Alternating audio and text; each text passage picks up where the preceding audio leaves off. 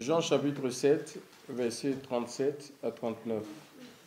Il est dit, en la dernière journée, la grande journée de la fête, Jésus se tint là et cria, disant, si quelqu'un a soif, qu'il vienne à moi et qu'il boive. Celui qui croit en moi, les fleuves d'eau vive, les fleuves, celui qui croit en moi, selon ce qu'a dit l'Écriture, des fleuves d'eau vive couleront de son sein. Or, il disait cela de l'Esprit qu'allaient recevoir ceux qui croyaient en lui, car l'Esprit n'était pas encore, parce que Jésus n'avait pas encore été glorifié. Donc ici, le Seigneur s'adresse à une foule. C'était pendant une fête. Vous savez que les fêtes sont des moments solennels, hein, où quand il dit moment solennel, dit aussi une tenue solennelle. Et chez les Juifs, ils avaient cette fête dite les fêtes de l'Éternel. Par exemple, il est parlé de la Pâque. Ça a commencé en Égypte. Aujourd'hui, on a même des chrétiens qui fêtent la Pâque. Je ne sais en quel honneur. La Pâque, c'est une fête juive en fait.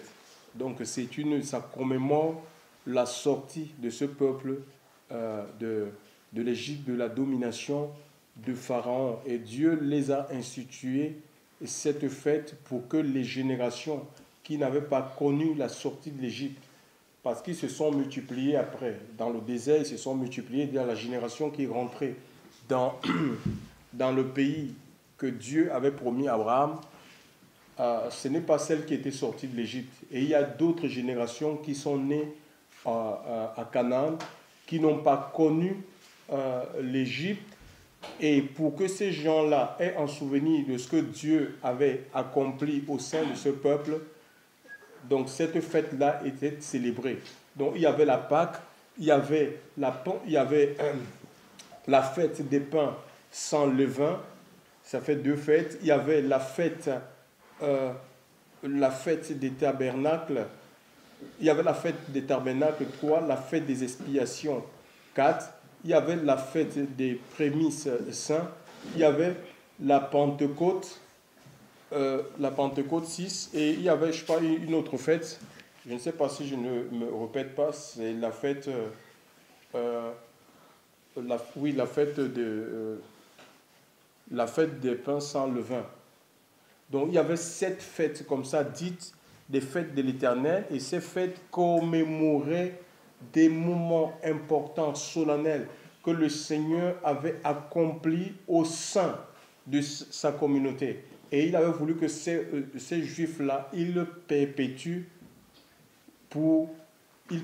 ces fêtes avec des dates bien précises pour que les générations qui n'avaient pas connaissance de ces fêtes-là sachent ce que Dieu a accompli au sein de son peuple. Alors ici, il est question de la fête des tabernacles. Qu'est-ce que ça veut dire tabernacle? Tabernacle, ça veut dire cabane. Ça veut dire tente. C'est une demeure. D'accord? Et nous voyons ce peuple, les Juifs, ils étaient sortis de l'Égypte et ils ont fait 40 jours, ils ont fait 40 ans, autant pour moi, 40 ans quittant l'Égypte pour le pays qui leur avait été promis. Donc ils ont quitté l'Égypte avec la perspective de rentrer dans le pays de Canaan. Donc ce n'étaient pas des gens, on peut dire que la vision que Dieu les avait donnée, c'était Canaan en fait. C'était rentrer dans Canaan. Donc ce n'est pas des gens qui étaient comme ça, qui sont sortis de l'Égypte et puis bon voilà, ils se mettent à dire voilà, on va, nous allons fonctionner comme ça et puis où est-ce qu'on va arriver? On arrive. Ce n'étaient pas des aventuriers en fait. Ce n'étaient pas des aventuriers. Ils savaient là où ils connaissaient la destination, là où ils devaient arriver, sauf que personne, ils savaient qu'ils devaient arriver à une terre, mais parce qu'ils n'avaient pas ça, personne ne connaissait la direction de la terre promise. Sauf que Dieu avait donné des lois et ils avaient aussi l'Esprit de Dieu qui les conduisait. Le jour nous dit que l'Esprit était sous la forme de la nuée, et la nuit, c'était une colonne de feu. Et quand l'Esprit de Dieu s'arrêtait à un endroit, il y a ce qu'on appelle des arrêts, des stops, d'accord, dans leur vie. Ils ont stationné. Donc, quand l'Esprit de Dieu s'arrêtait, ils étaient tous dans l'obligation de s'arrêter. Et là, ils construisaient chaque tribu. Il y avait 12. Chaque tribu construisait un camp. Des camps, et donc c'était des tentes. Ils mettaient des tentes et ils restaient là, ils stationnaient là. Si l'esprit, la nuit ou le jour, ou la nuit, c'était la colonne de feu, restait là, dans cet endroit-là, 2 semaines, 2 mois, voire 2 ans, ils étaient dans l'obligation de rester. Donc personne ne pouvait bouger parce que personne n'avait connaissance de ce pays. C'est l'Esprit de Dieu qui les guidait. D'accord? Donc leur marche était dépendante. Ils étaient dans une forme de dépendance. C'est comme ça. Aujourd'hui, nous, on veut les promesses de Dieu. Ça ne se passera pas, ça ne se passera jamais comme nous pensons, chers frères et sœurs dans le Seigneur. Jamais de la vie. Donc il y aura des pauses dans notre vie parce qu'il n'y a pas d'aventure en fait. Nous ne sommes pas dans une aventure, chers frères et sœurs. Eux, ils quittaient un endroit physique, un territoire physique où ils étaient dominés, où ils étaient vaincus, où ils étaient exploités, vers une terre paisible, où ils devaient connaître le repos. Le Seigneur les avait fait la promesse qu'ils vont habiter des maisons qu'ils n'ont pas construites. Ils vont boire sur des citernes qu'ils n'ont pas creusées. Ils mangeront des vignes, des grappes de vignes qu'ils n'ont pas plantées. Donc ça veut dire que Dieu avait préparé. Tout était préparé pour ce peuple. Il n'avait qu'à suivre l'esprit de la nuit en fait. Tout ce qu'ils avaient à faire pour rentrer dans ce lieu de repos-là, c'était de suivre la nuée, d'être à l'écoute de la nuée. Donc, quand on dit que ce peuple a marché pendant 40 ans, ça ne veut pas dire qu'ils ont marché 40 ans jour après jour, heure après heure. Non, il y a eu des stations et ils sont stationnés d'après le nombre 33 pour connaître tous les lieux de stationnement. C'est dans le livre de Nombre, chapitre 33. Il faut lire tout le chapitre de Nombre 33. Vous verrez que ça fait 52 fois. Ils ont stationné. Donc la nuée pouvait rester 5 ans dans un endroit. Ils ne bougeaient pas. Ils restaient dans cet endroit-là. Donc après, il y a des lois, des réglementations que le Seigneur avait mis en place pour rendre paisible la vie en communauté, parce que ce n'est pas évident. Donc il y a des règles, même en ce qui concerne les règles sanitaires. Il y a des viandes qu'ils ne devaient pas, par exemple, manger, peut-être parce que ces viandes avaient des toxines. Pour marcher, ça devait les alourdir leur marche. Donc il y a plusieurs règles que le Seigneur avait données à ce peuple. Donc ici, là, donc cette fête, la fête dont il est question ici, donc où Jésus va se tenir le dernier jour en s'écriant, si quelqu'un a soif, il est question de cette fête-là, la fête des cabanes. Donc cette fête voulait que les Juifs sortent de leur demeure, comme nous avons cette maison. C'est une maison qui endure et nous avons des terrasses.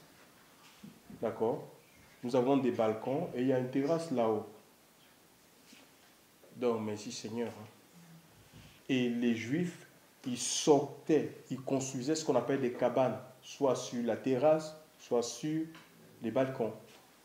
Donc, pendant 7 jours, ils abandonnaient leur lit, leur matelas. Donc, ils vivaient dans ces cabanes-là. Et si les enfants leur disaient, parce qu'il y avait des enfants qui n'avaient pas connu la traversée, s'ils leur posaient la question, mais pourquoi est-ce que vous vivez, on ne comprend pas, oui c'est normal, les enfants ils vont questionner. Et ils diront, c'est Dieu qui leur demande de dire que parce que Dieu a gardé nos, Dieu nous a gardés, ou nos parents, ou nos arrière-grands-parents, dans les tentes en fait, dans les tentes durant notre traversée du désert.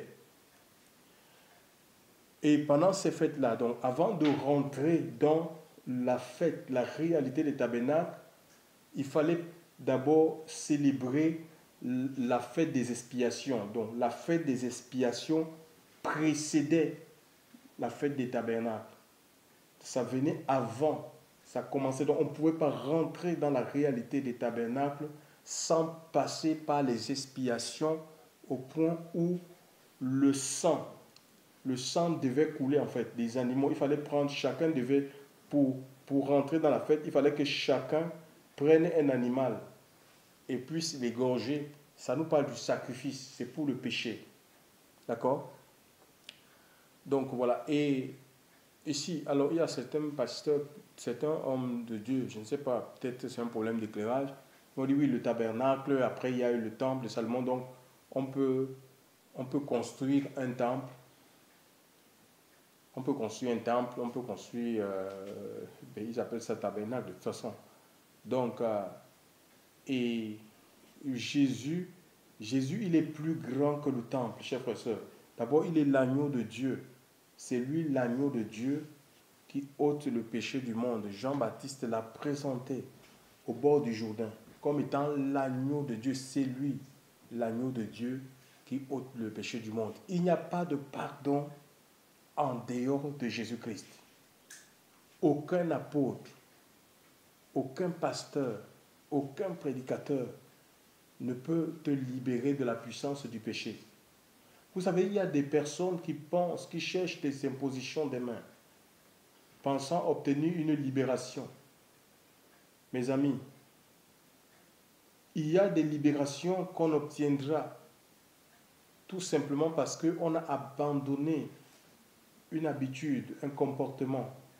Parce que les démons, ils se nourrissent des péchés. D'accord? Il y a des maladies que nous pouvons contracter parce que nous sommes rentrés dans le péché. Il y a des maladies qu'on appelle des maladies sexuellement transmissibles. Donc si on s'abstient de vivre dans le péché, on peut être gardé de certaines maladies.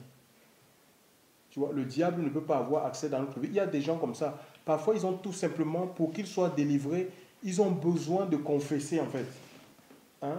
C'est Jésus, l'agneau de Dieu, qui ôte le péché du monde. Et ils vont de pasteur en prophète, de prophète à apôtre, d'apôtre à évangéliste.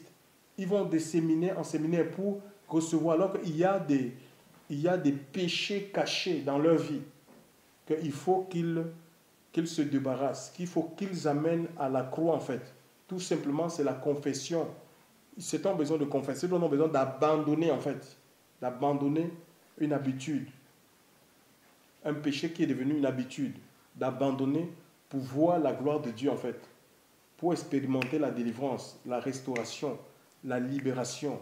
On court à gauche, on court à droite, et au lieu d'aller vers celui qui est la source du salut, la source du pardon, Jésus-Christ, il va se créer en disant, si quelqu'un a soif, qu'il vienne à moi et qu'il boive.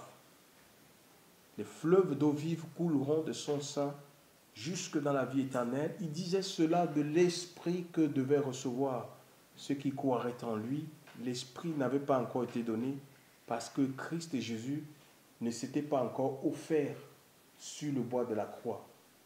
Donc il n'y avait pas encore eu le sacrifice. Quand il s'écriait, il interpellait le peuple. Donc arrêtez de vous longtemps vous avez cherché, vous vous êtes abreuvé dans les citernes qui ne retiennent pas ou qui ne rassasient pas.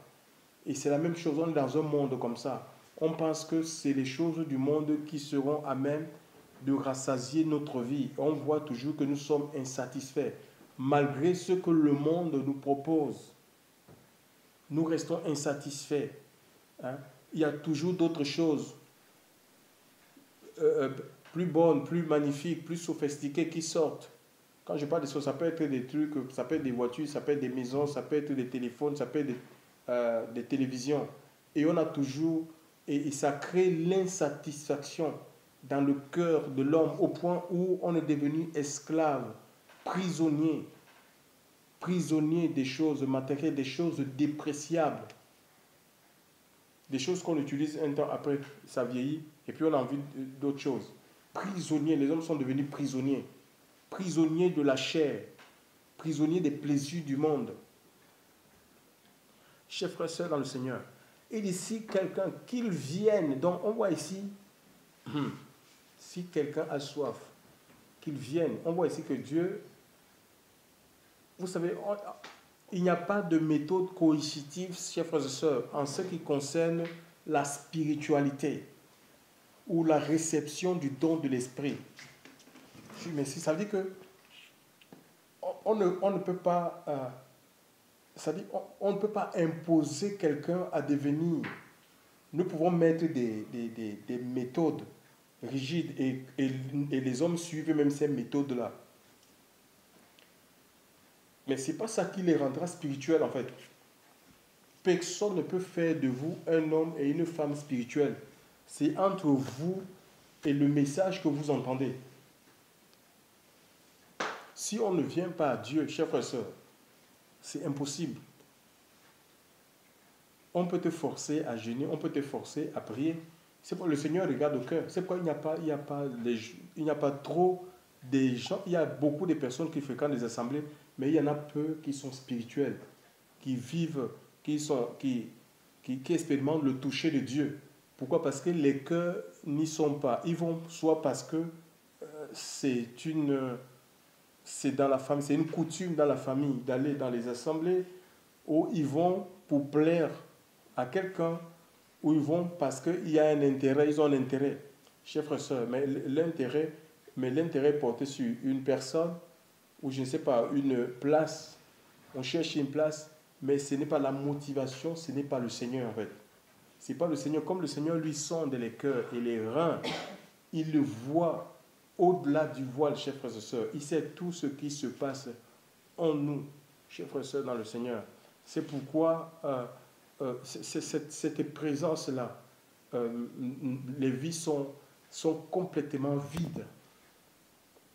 Il y a une absence de la présence de Dieu, chers frères et sœurs, dans nos assemblées aujourd'hui. Il dit, si quelqu'un a soif, donc c'est la soif.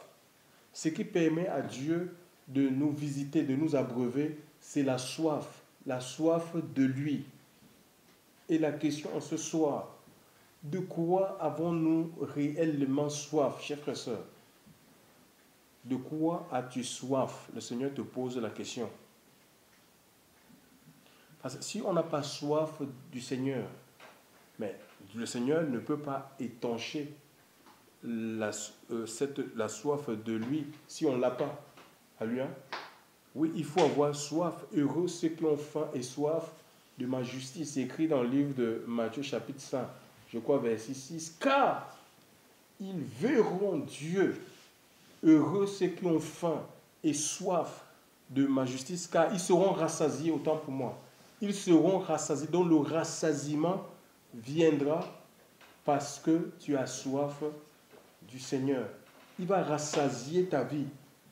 Hein? Quand tu manges des aliments, tu es rassasié, ça veut dire que tu n'as plus faim. Il va couper, et le Seigneur va couper la soif du monde en fait. C'est comme ça. Il va couper la soif des choses de la chair.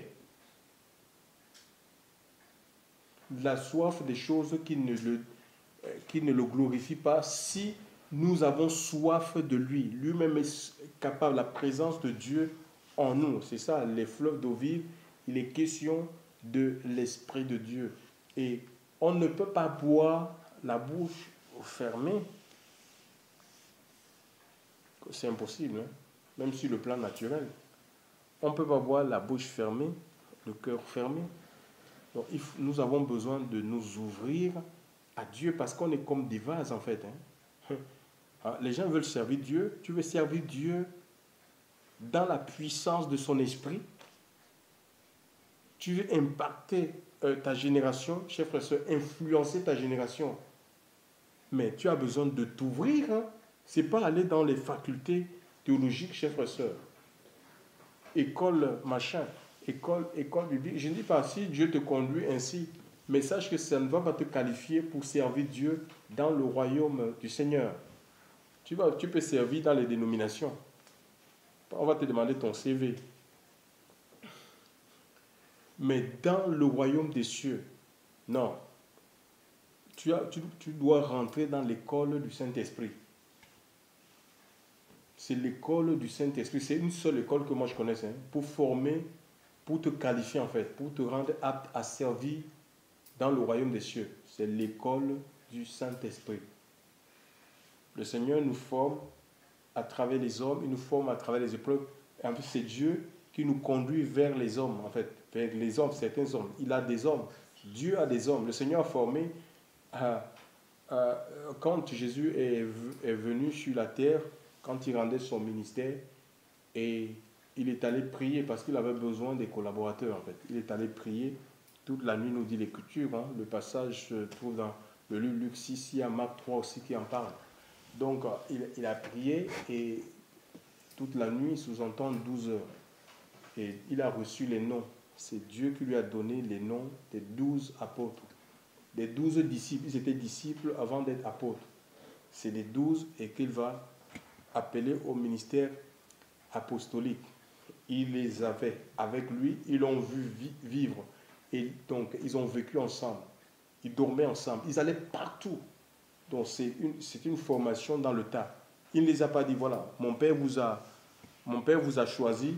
Il y avait des écoles rabbiniques, hein, qui formaient des rabbins. Les pharisiens, ils sortaient de ces écoles-là. Il ne nous a pas dit, bon, allez faire une formation de 3 ans dans les écoles rabbiniques et puis revenez vers moi. Non, il les avait avec lui. À lui, hein. Il les avait avec lui. Et c'est comme ça qu'ils ont été formés. Même après ces 3 ans, il leur a dit de ne pas s'éloigner de Jérusalem. Hein. Donc, il les a fait la promesse du don de l'Esprit. Alléluia.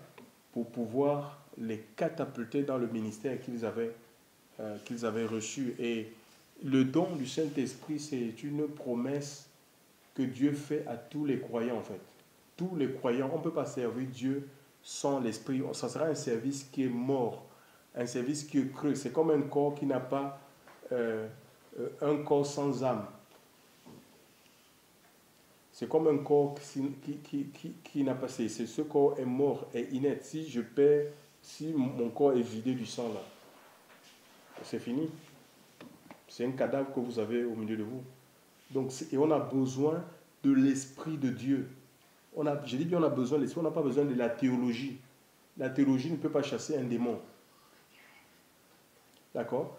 La théologie ne peut pas te donner d'opérer dans les paroles de connaissance, dans la prophétie, chers frères et sœurs, dans la révélation. La théologie ne peut pas te donner ça.